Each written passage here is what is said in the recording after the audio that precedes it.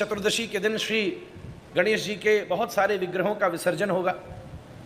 तो बहुत सारे लोग ये सोचते हैं कि मूर्तियां किनारे आ जाती हैं, एक तो हम उस विग्रह का निर्माण करें जिससे प्रकृति को नुकसान नहीं हो, नहीं तो प्रकृति जिस प्रकार की विपत्ति आपत्ति इस समय लेकर आ रही है, कितनी भीषण बाढ़ है, ये प्रकृति को इनबैलेंस करने का परिणाम है। उसको बैलेंस करिए।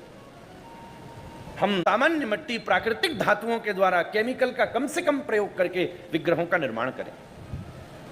और आवाहन और विसर्जन ये दोनों भारतीय पद्धति हैं। बहुत सारे लोग कहते हैं ओ देखो तुम्हारा देवता कैसा, जैसे समुद्र में डालते हैं, नदियों में डालते हैं, किनारे पर आ जाते हैं विग्रह, फिर कोई टूट भी जाते हैं, इधर उधर पड़े रहते हैं, फिर लोग हंसी करते हैं देखो तुम्हारे देवता ऐसे पड़े ना। वो जो हंसी करते हैं उनको पूरा सिस्टम ही नहीं मालूम। विग्रहों में से देवता का विसर्जन हो जाता है।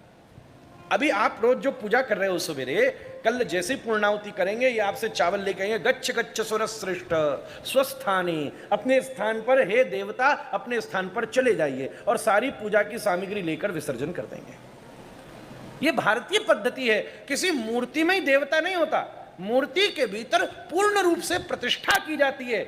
और पहले जमाने में तो जब प्राण प्रतिष्ठा होती थी ना, तो नाक के पास रखा हुआ धान भी उड़ जाए तब प्रतिष्ठा मानी जाती थी, जीवित हो जाता था विग्रह। फिर उसके बाद विग्रह में से उस प्राण का विसर्जन कर दिया जाता है। देवता आप चले जाओ। अब तो केवल वो आकार मूर्ति का रह गया जिसको हमने विसर्जित कर दिया, जल के भीतर प्रवाहित कर दिया, और वो भी ऐसा निर्मित होना चाहिए।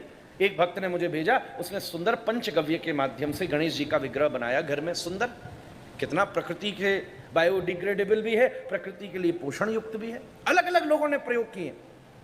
तो हम अच्छा, नाम भी अनंत चतुर्दश है, कहने का मतलब वही बता रहा है कि आप जिसका विसर्जन कर रहे हैं उसका कोई अंत नहीं है, वो अनंत है महाराज।